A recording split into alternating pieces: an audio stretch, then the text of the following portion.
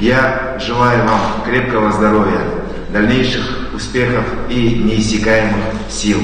Силы и терпение особенно пригодились всем вам в этом году.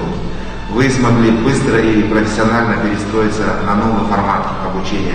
В очередной раз продемонстрировали свою непреклонность в стремлении просвещать и воспитывать.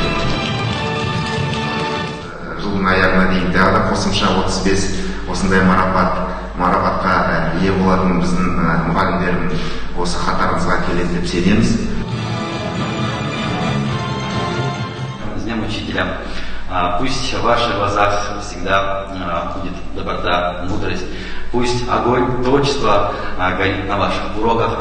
Пусть учительское терпение и любовь к детям способствует развитию каждого вашего ребенка. Ұстаздық мамандық төресі, ұстазсыз жүрмейді білімнің кемесі. Ұстаздың алдынан өтпеген пендеге қараңғы бұлыңғыр өмірдің елесі.